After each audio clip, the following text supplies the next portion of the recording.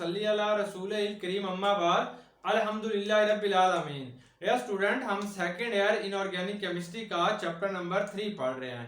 Chapter number 3 के अंदर आज जो हमारा टॉपिक है, its name is a borax bead test. ये जो बोरेक्स बीड टेस्ट होता है, it is a qualitative analysis of a salt.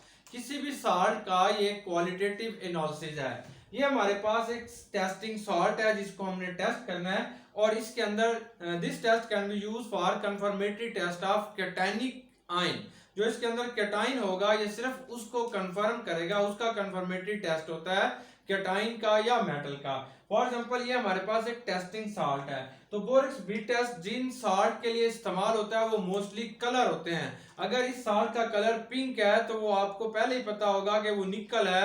अगर इस साल्ट का कलर ब्लू है तो वो कॉपर हो सकता है। अगर इस साल्ट का कलर ब्राउन है तो वो आयरन हो सकता है। तो ये टेस्टिंग साल्ट है, और इस साल्ट के अंदर जो कैटाइन है और ये साल्ट की जो अपीयरेंस आ रही है वो हमारे पास एक कलर्ड अपीयरेंस है ड्यू टू कैटायनिक रेडिकल। तो इस कैटाइन को कंफर्म करने के लिए जो हम टेस्ट इस्तेमाल करते हैं, its name is a borax bead test. अब बोरेक्स बीड टेस्ट का सबसे पहले हम ऑपरेटर्स पढ़ते हैं कि इसके अंदर ऑपरेटर्स क्या होगा। तो इस ऑपरेटर्स के अंदर पहली जो चीज होती है वो प्लाटिनियम वायर है। That is A holder. ये एक होल्डर है, इसके अंदर यहाँ पे एक छोटा सा होल है और इसके अंदर आपने एक प्लाटिनियम की वायर लगाई हुई है, और प्लाटिनियम की वायर को एंड के ऊपर गोल किया गया, लच्छेदार बना दिया गया है, इसकी एक लूप बना दी गई है। तो प्लाटिनियम की वायर ही आप क्यों यूज करते हैं? क्योंकि प्लाटिनियम की जो वायर होती है ये रेजिस्टेंस फ्री टू ऑक्सीडेशन, इसकी ऑक्सीडेशन नहीं होती, ये इसको क्रैया नहीं होता, इसको जंग नहीं लगता, तो इसलिए हमारे पास ये हमें बेस्ट रिजल्ट देती है प्लाटिनियम की वायर। इसलिए हम प्लाटिनियम की वायर को यहाँ पे इस्तेमाल कर रहे हैं किसी और धातु के अलावा। इसके अलावा यहाँ पे आप गोल्ड को भी इस्तेमाल कर सकते हैं, वो भी कुरैयन फ्री होता है, गोल्ड को भी कभी जंग नहीं लगता। और इसके अलावा आप जो है ये यहाँ पे जो हम यूज कर रहे हैं वो प्लाटिनियम की वायर है। अब ये जो हमारे पास है ये एक फ्लेम है, इसके अंदर हमने टेस्ट करना होता है। आमतौर पर हमारे पास 2-3 तरह के फ्लेम होते हैं। एक को हम कहते हैं ऑक्सीडाइजिंग फ्लेम, एक को हम कहते हैं रिड्यूसिंग फ्लेम, और एक को हम कहते हैं न्यूट्रल फ्लेम। अब ऑक्सीडाइजिंग फ्लेम क्या होता है? सबसे पहले हम बात करते हैं ऑक्सीडाइजिंग फ्लेम की। What is oxidizing flame?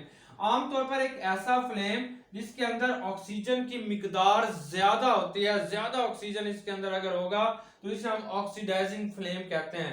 Oxidising flame हम बनाते कैसे हैं? तो लैब के अंदर जो बर्नर्स होते हैं उसके अंदर जो होल होगा वहां से ऑक्सीजन की मिकदार अगर ज्यादा एंटर की जाए तो ये ऑक्सीडाइजिंग फ्लेम हासिल होता है। ऑक्सीडाइजिंग फ्लेम जो होगा ये इसका साइज, ये ऑक्सीडाइजिंग फ्लेम है। तो ऑक्सीडाइजिंग फ्लेम जो होता है इसका साइज स्मॉल होता है, ये छोटे साइज का होता है, और ये नीले रंग का होता है। जो ब्लू कलर का आपको नजर आ रहा होगा, वायलेट कलर का जो शोला नजर आ रहा होता है उसे हम ऑक्सीडाइजिंग फ्लेम कहते हैं। इसके अंदर शोर हो रहा होता है, रोरिंग हो रही होती है, तो ये ऑक्सीडाइजिंग फ्लेम है। अब दूसरी जो चीज इसके अंदर हमारे पास आ जाती है सेकंड फ्लेम, तो उसे हम रिड्यूसिंग फ्लेम कहते हैं। तो रिड्यूसिंग फ्लेम, तो ये दूसरा फ्लेम हम देख रहे हैं, तो ये रिड्यूसिंग फ्लेम होगा। रिड्यूसिंग फ्लेम, ये रिड्यूसिंग फ्लेम है। That flame is called a reducing flame. ये बड़ा सारा जो फ्लेम होगा ये रिड्यूसिंग फ्लेम होगा। इसको हम रिड्यूसिंग फ्लेम इसलिए कहते हैं because it has a lack of oxygen. इसके अंदर ऑक्सीजन की कमी होती है, और ये येलो कलर का होता है, और बड़ा सारा जो शोले के अंदर येलो कलर जो होता है उसे हम रिड्यूसिंग फ्लेम कहते हैं। आमतौर पर जो ऑक्सीडाइजिंग फ्लेम होता है ये किसी भी मेटल को ऑक्सीडाइज कर रहा होता है। व्हाट इज ऑक्सीडाइजिंग या ऑक्सीडाइजिंग एजेंट क्या होते हैं? तो ऐसी चीज जो किसी के अंदर ऑक्सीडेशन का प्रोसेस करती है उसे हम ऑक्सीडाइजिंग कहते हैं।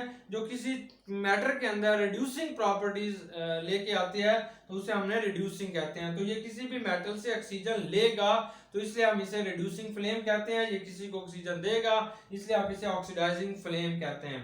तो अगर हमारे पास बर्नर लैब के अंदर हम काम कर रहे हैं तो हमारे पास ये बर्नर्स होते हैं। इन बर्नर्स के अंदर हम ऑक्सीडाइजिंग और रिड्यूसिंग दोनों फ्लेम पैदा कर सकते हैं।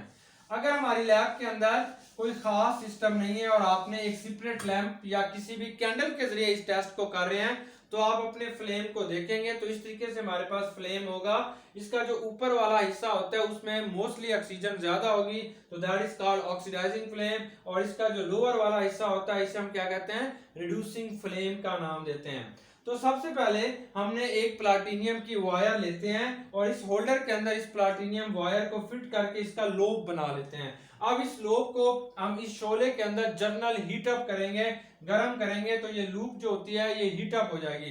फिर इस लूप को हम बोरेक्स पाउडर के अंदर डिप करेंगे, तो इसके ऊपर इस लूप के अंदर चंद बोरेक्स के क्रिस्टल जो होते हैं वो अटैच हो जाते हैं। फिर हम इस प्लाटिनियम की वायर को आके यहाँ पे गर्म करते हैं शोले के अंदर, इस फ्लेम के अंदर। तो ये जो हमारे पास बोरेक्स होगा पहले ये स्वेल अप होगा, ये यानी फूलेगा, ऐसे फूलेगा। ये क्यों फूल रहा है? क्योंकि इसके अंदर से वाटर निकल रहा होता है। फिर आप इसे मजीद हीट करते रहेंगे तो ये मेल्ट हो जाएगा। मेल्ट होने के बाद ये हमें ग्लासी मास यानी शीशे की तरह चमकता हुआ एक मास जो होता है वो इस लोब के ऊपर बन जाएगा, वो ट्रांसपेरेंट होगा। Then when we use for the testing salt, फिर इस लूप को हमने टेस्टिंग सॉल्ट के लिए इस्तेमाल करते हैं जब ये ग्लासी मास बन जाएगा। तो ये हमारे पास एक टेस्टिंग सॉल्ट है। अब इस टेस्टिंग सॉल्ट को फिर इसके ऊपर हम दोबारा लगाते हैं, इस ग्लासी मास के ऊपर, और फिर एक दफा इसे हम ऑक्सीडाइजिंग फ्लेम के अंदर देखते हैं, और फिर एक दफा इसको हमने रिड्यूसिंग फ्लेम के अंदर। हमारे पास 6 ऐसे मेटल केटाइन है जो कि बोरेक्स बीड टेस्ट देते हैं। सबसे पहले तो हम वो 6 मेटल केटाइन को याद कर लेते हैं ताकि हमें फिर इनका कलर पता चल जाए कि ऑक्सीडाइजिंग फ्लेम में क्या कलर होगा और रिड्यूसिंग फ्लेम के अंदर क्या कलर होगा। तो ये वो केटाइन, पहले इधर लिखते हैं मेटल आइन, तो ये मेटल आइन होगा। तो यहाँ पे हमारे पास जो है ऑक्सीडाइजिंग फ्लेम है, ये ऑक्सीडाइजिंग फ्लेम के अंदर उसने क्या कलर देना है, ये ऑक्सीडाइजिंग फ्लेम होगा। और यहां पे हम लिख लेते हैं रिड्यूसिंग फ्लेम, तो ये हमारे पास रिड्यूसिंग फ्लेम होगा। तो ये ऑक्सीडाइजिंग फ्लेम, ये रिड्यूसिंग फ्लेम। तो 6 मेटल आयन ऐसे होते हैं which gives borax bead test. अब हम उन मेटल आयंस को देख लेते हैं। तो पहला मेटल आयन जो होता है वो कॉपर है, फिर क्रोमियम होगा, कॉपर +2 होता है जिसे हम क्यूप्रस कहते हैं, ये क्रोमियम होगा, ये फेरिक होगा, ये आयरन यानी फेरिक होगा, फिर ये निकल होगा, निकल +2 होगा, मैंगनीज जो होगा ये भी +2 होगा, और फिर ये कोबाल्ट होगा, ये +2 होगा। तो ये 6 रेडिकल जो होते हैं, ये 6 कैटायनिक आयन जो होते हैं या मेटल आयन जो होते हैं गिव्स बोरेक्स बीड टेस्ट। अब आप इसको याद भी कर सकते हैं आसानी के साथ, बहुत आसान है। तो हम इसे यूं याद करेंगे, क्यों करें फ्री निश्तर मेडिकल कॉलेज। फिर देख लें, एक आपने लाइन में से याद कर लेना, क्यों करें फ्री निश्तर मेडिकल कॉलेज, के निश्तर मेडिकल कॉलेज को हम क्यों जो है वो फ्री करें। तो आप इसको इस तरीके से याद। अब ये जो हमारे पास 6 कैटायनिक रेडिकल हैं, इनको पहले हम ऑक्सीडाइजिंग फ्लेम के अंदर बोरेक्स बीड के जरिए हीट करेंगे, फिर इनका जो है वो टेस्ट देखेंगे कि कौन सी बीड बन रही है, किस कलर का जो है ये बीड हमें बना के देती है। सिमिलरली फिर हम इसे रिड्यूसिंग फ्लेम के अंदर भी देखेंगे। तो आप अगर हमारे पास कॉपर होगा तो कॉपर जो है वो ऑक्सीडाइजिंग फ्लेम के अंदर जो हमें कलर दे रहा होता है वो ब्लू होता है, ये ब्लू कलर देगा, यानी कॉपर जो होता है वो ऑक्सीडाइजिंग जो होगा ये ब्लू होगा।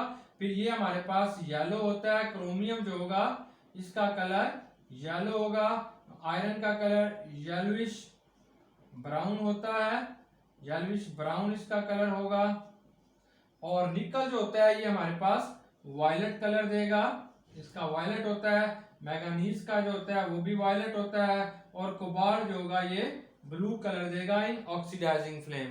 तो ये हम देख रहे हैं कि ये जो मेटल आयन होते हैं इनके जो कलर्स होते हैं, कॉपर जो होगा ये ब्लू कलर देगा ये ऑक्सीडाइजिंग फ्लेम के अंदर व्हेन हॉट, और क्रोमियम येलो देगा, आयरन येलोइश ब्राउन कलर देगा, निकल और मैंगनीज का जो होता है वो वायलेट कलर होता है, जबकि कोबाल्ट जो हमें कलर देगा वो हमेशा ब्लू कलर में होगा। अब इनको हम रिड्यूसिंग फ्लेम के अंदर इनके कलर्स देखते हैं कि किस किस्म का कलर जो होते हैं वो मेटल आयन जो होते हैं वो रिड्यूसिंग फ्लेम के अंदर देंगे। जो कॉपर होता है ये रिड्यूसिंग फ्लेम के अंदर हमेशा कलरलेस होगा, इसका कोई कलर नहीं होगा, इट इज ए कलरलेस, तो ये हमारे पास कलरलेस होगा। जबकि क्रोमियम और आयरन जो होते हैं ये दोनों ग्रीन कलर देंगे, green colour, green in colour, ये भी ग्रीन होगा, ये भी हमारे पास जो होता है वो ग्रीन होगा। ये जो निकल होता है इसका कलर हमारे पास कलरलेस ग्रे कलर होगा, यानी ये दोनों ग्रीन देते हैं, क्रोमियम और ये जबकि निकल जो होगा that is A grey in colour, इसका कलर जो होगा वो ग्रे होगा। मैंगनीज और कोबाल्ट जो होते हैं, मैंगनीज का कलर जो होगा रिड्यूसिंग फ्लेम के अंदर कलरलेस होता है, और ये जो कोबाल्ट होगा इसका कलर जो होता है ये ब्लू होता है। तो इस तरीके से हम मेटल ऑक्साइड्स का आइडेंटिफाई कर सकते हैं कि इसका कलर यहाँ पे कौन सा होगा, ऑक्सीडाइजिंग फ्लेम में कौन सा होगा और रिड्यूसिंग फ्लेम के अंदर इसका कलर क्या होगा। अब हम इनकी केमिस्ट्री पढ़ते हैं कि यहाँ पे कौन सी केमिस्ट्री इन्वॉल्व। अब हम रिएक्शंस पढ़ रहे हैं कि वो कौन सा रिएक्शन जो होता है वो बोरेक्स का यहाँ पे टेक्स प्लेस होगा। अब हम उसको देख लेते हैं। तो ये हमारे पास बोरिक्स है N2B4O7, जिससे हम कहते हैं sodium tetraborate. Sodium tetraborate 10H2O यानी डेकाहाइड्रेट है। जब हम इसे हीट करते हैं तो पहली दफा ये हाइड्रेटेड फॉर्म है, इसके अंदर वाटर मौजूद है, तो ये पानी के 10 मॉलिक्यूल यहां से उड़ जाएंगे, N2B4O7 बन जाएगा प्लस 10H2O। अब वाटर के मॉलिक्यूल यहां से उड़ गए हैं और ये जो हमारे पास N2B4 बन गया sodium tetraborate, that is a anhydrous, it's mean it has no water molecule, इसके पास कोई भी वाटर का मॉलिक्यूल नहीं है। अब नेक्स्ट स्टेप के अंदर क्या होगा, यही एनहाइड्रस N2B4O7 जो होता है ये अपने आप को ब्रेकअप करता है into sodium metaborate 2NaBO2, sodium metaborate plus boric anhydride B2O3, that is a glassy mass. ये जो हमारे पास आता है ये ग्लासी मास होगा, यानी शीशे की तरह इसका चमक होती है, इसे हम ग्लासी मास कहते हैं। बोरेक्स बीट के टेस्ट के अंदर सबसे पहले हमने एक प्लाटिनियम की वायर लेते हैं, उस प्लाटिनियम की वायर के ऊपर जब बोरेक्स को लगाया जाता है और फिर इसे फ्लेम के ऊपर गर्म करते हैं तो पहले पहले ये स्वेल अप होता है, फूलता है, और फिर ये एक बीड उसके ऊपर बना देगा प्लाटिनियम वायर के ऊपर, और ये जो बीड जो होती है ग्लासी मास होती है due to formation of boric anhydride की वजह से। अब फॉर एग्जांपल हम जिसका टेस्ट कर रहे हैं वो हमारे पास कॉपर है, तो ये कॉपर सल्फेट को हमने लिया हुआ है, कॉपर सल्फेट है, इसको हम ले रहे हैं, ये CuSO4 है। जब कॉपर सल्फेट को गर्म किया जाएगा it can be form copper oxide बनाएगा प्लस सल्फर ट्राइऑक्साइड बनाएगा। ये गैस होती है सल्फर ट्राइऑक्साइड, ये उड़ जाएगी और ये हमारे पास मेटालिक ऑक्साइड बन गया कॉपर ऑक्साइड। अब कॉपर ऑक्साइड इस बोरिक एनहाइड्राइड के साथ रिएक्शन करेगा, ये कॉपर ऑक्साइड है प्लस B2O3 है, ये बोरिक एनहाइड्राइड है। जब ये इसके साथ रिएक्शन करेगा तो it can be form copper metaborate, तो ये चीज जो बनेगी वो कॉपर मेटाबोरेट होगी।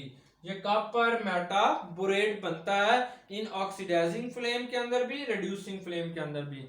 हमने किया गया जब हमारे पास ये लूप बन गई थी प्लाटिनियम वायर के, आपने लूप बना लिया है, तो ये हमारे पास टेस्टिंग साल्ट पड़ा हुआ है, टेस्टिंग साल्ट। और ये जो टेस्टिंग साल्ट है फॉर एग्जांपल ये कॉपर सल्फेट का है, तो प्लाटिनियम की वायर को जो हमने लिया हुआ था उस लूप को इसके अंदर डिप किया हुआ था, अब ये टेस्टिंग साल्ट इसके ऊपर लगा के इसे हम ऑक्सीडाइजिंग फ्लेम के ऊपर जाके गर्म करते हैं। जब इसे ऑक्सीडाइजिंग फ्लेम के अंदर गर्म किया गया तो कॉपर के अंदर जो मेटाबोरेट बनता है, तो ऑक्सीडाइजिंग फ्लेम के अंदर इसका कलर आएगा blue, when it is hard ये ब्लू कलर का आएगा। फिर इसी चीज को हम दोबारा खत्म कर देते हैं, दोबारा इसकी एक बीड बनाते हैं, उस बीड के ऊपर दोबारा कॉपर सल्फेट को लगाते हैं और कॉपर सल्फेट के अंदर यही रिएक्शन होगा, कॉपर ऑक्साइड बनेगा, बोरिक एनहाइड्राइड के साथ ये रिएक्शन करेगा और फिर हम इसे रिड्यूसिंग फ्लेम के अंदर जब देखते हैं, अब हमारे पास जो कॉपर मेटाबोरेट बन रहा होता है दैट इज ए कलरलेस।